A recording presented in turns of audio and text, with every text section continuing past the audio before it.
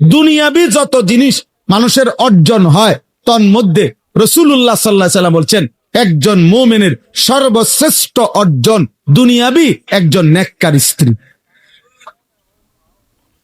এক পবিত্রা, সতী, সাধ্বী, চরিত্রবান, নেককার, রবের সেজদা দেয়, মালিকের কোরআন পড়ে, নিজের ইজ্জতের হেফাজত করে, সম্ভ্রম রক্ষা করে, আবরু রক্ষা করে, নিজের পর্দার গুরুত্ব দেয়। আল্লাহ নবী সাল্লাল্লাহু আলাইহি ওয়াসাল্লাম বলেছেন এটা কোন মানুষের দুনিয়ার শ্রেষ্ঠ অর্জন।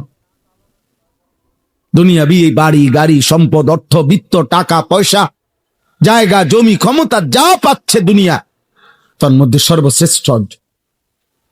যুবক বন্ধু, আজ বুঝবা না, মোবাইলের নারী দেখা সহজ, রাস্তার নর্তকী দেখা সহজ, বেহায়া নারী দেখে দেখে তুমি তো মনে করছো খুব মৌজে আসো।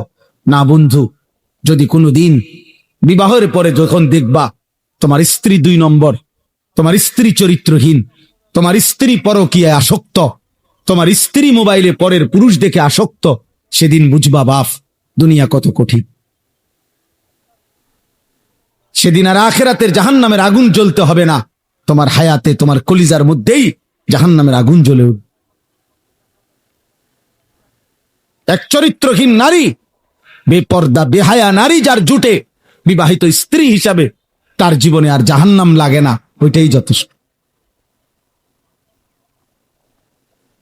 কসম আল্লাহ, ওইটাই যথেষ্ট। এজন্য তাফসীরের মধ্যে আছে রব্বানা আতিনা ফিদ দুনিয়া হাসানা ওয়া ফিল আখিরাতি হাসানা ওয়া কিনা আযাবান নার। এই আয়াত আমরা সবাই পারি না, এই দোয়াইটা অধিকাংশ মুসলমান এই দোয়াইটা পারে। ইমাম সাহেবরা, ওলামায়েরা, ওয়াইজরা, আউলিয়ারা, সব শ্রেণীর মুসলমান নেককাররা বেশি বেশি এই দোয়াটা পড়ে, রব্বানা আতিনা ফিদ দুনিয়া হাসানা।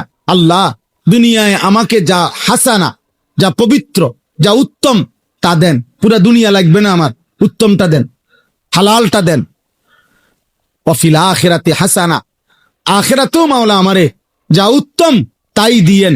ওয়া কিনা আযাবান নার, আর মাওলা আপনি আমারে জাহান্নামের আযাব থেকে বাঁচায় দিয়েন। এই দোয়া। এখন এই দোয়ার অনেক তাফসীর আছে।